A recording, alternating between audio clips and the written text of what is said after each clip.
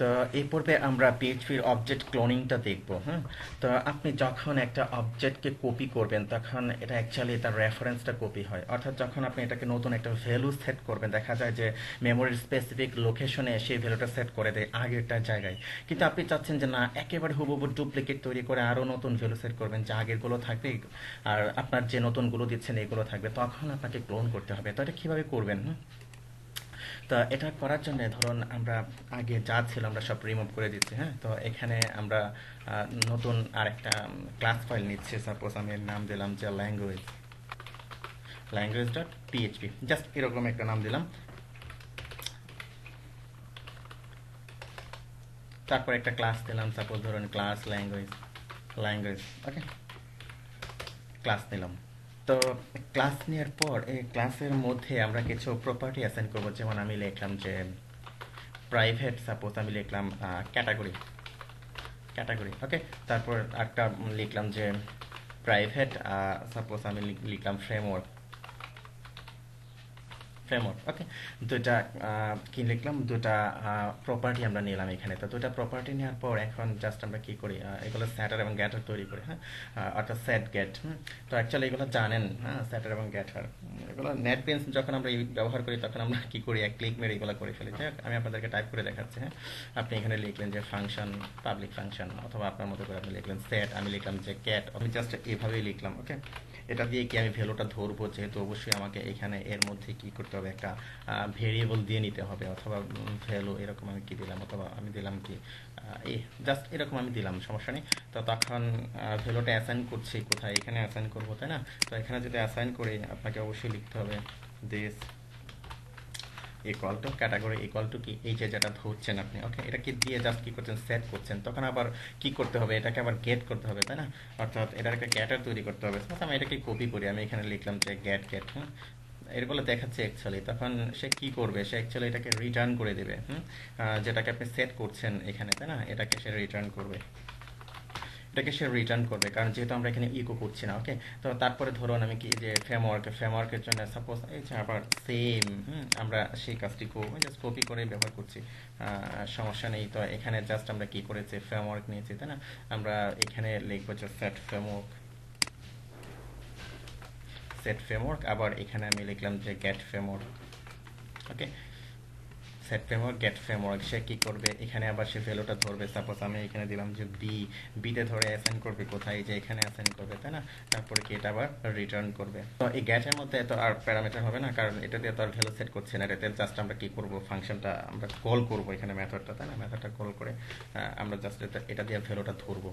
ওকে, গেল। আমরা কি করলাম, জাস্ট একটা স্যাটার এবং গ্যাটার তৈরি করলাম ল্যাঙ্গুয়েজ ক্লাসে। তো এখন ল্যাঙ্গুয়েজ ক্লাসে যদি এখানে একটা অবজেক্ট তৈরি করে, সাপোজ ধরুন আমি এখানে লিখলাম যে জাভা, জাভা ইকুয়াল টু আমি কি লিখলাম, নিউ ল্যাঙ্গুয়েজ, জাস্ট একটা অবজেক্ট তৈরি করলাম। তো তৈরি করার পর এখানে জাস্ট আমি কি করব, আমার সেট গেট ভ্যালুটা সেট করে দেবো, সেট করে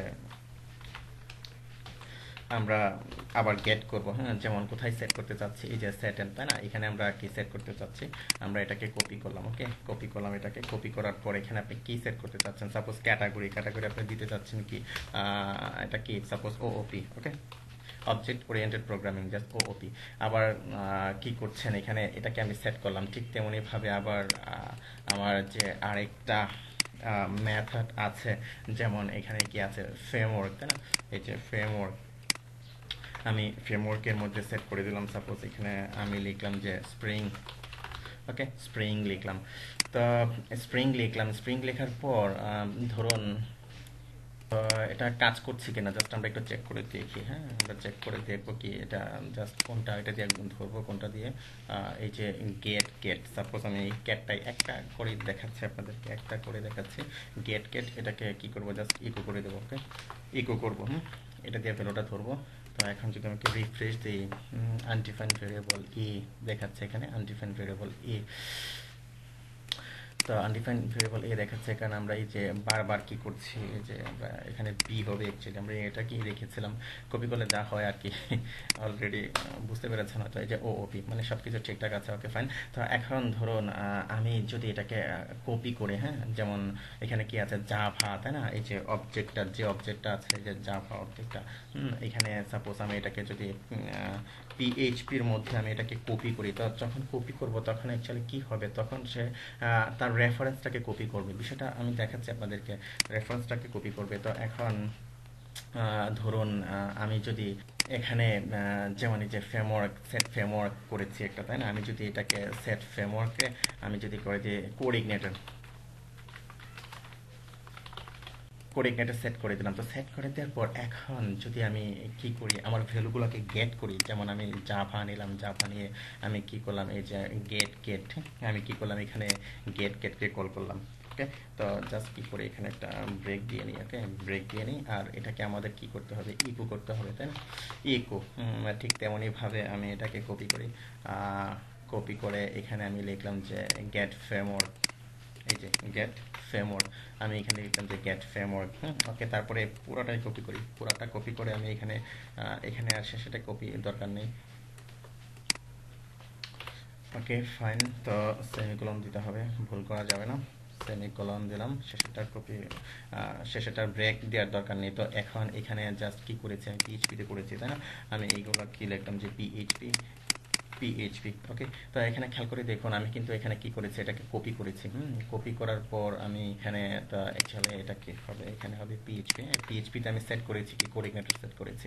ওকে, তো এখন যদি এটাকে আমি রিফ্রেশ করি, আপনি দেখবেন যে পিএইচপি কোঅর্ডিনেটর সে কি করেছে, জাস্ট এখানে যে কাজটি সে করেছে, এই যে আমরা যেটা সেট করে দিয়েছি, হ্যাঁ, এই যে কপি করার পর সে কিন্তু একেবারে স্পেসিফিক ভাবে সে কি করেছে, মেমোরির ওই স্পেসিফিক লোকেশনটাকে সে কি করছে, এখানে রেফার করছে, অর্থাৎ এখানে রেফারেন্সটা কপি হয়েছে এবং ওই স্পেসিফিক লোকেশনের মধ্যে সে তার নতুন ভ্যালুটাকে এখানে সেট করে দিচ্ছে।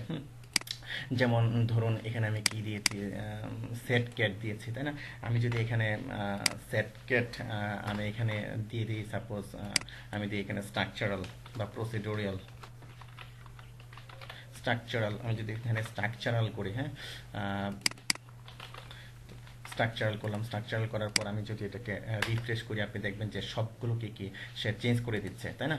তো আপনি চাচ্ছেন যে এইভাবে আপনি কি রেফারেন্স কপি করবেন, আপনি সরাসরি কি ভ্যালু কপি করবেন, অর্থাৎ এটাকে ডুপ্লিকেট করবেন, ক্লোন করবেন। ওকে, তো ক্লোন করার জন্য যে কাজটি করবেন, এখন এই যে আমি কি করেছি, যে পিএইচপিতে কপি করেছি, তাই না, তো পিএইচপিতে কপি করার কারণে এটা কি হয়েছে, এইভাবে যখন আমি কপি করেছি এটা রেফারেন্সটা কপি হয়েছে। হ্যাঁ, তো ডুপ্লিকেট করার জন্য আপনি কি করবেন, এটাকে ক্লোন করবেন, ওকে, আমি কিন্তু এখানে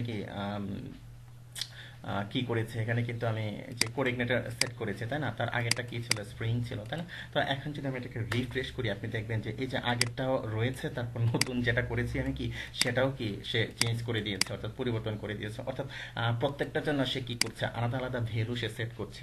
তো আশা করি বুঝতে পেরেছেন যে ক্লোন কিভাবে করতে হয়। তো ওকে ফাইন, ধন্যবাদ।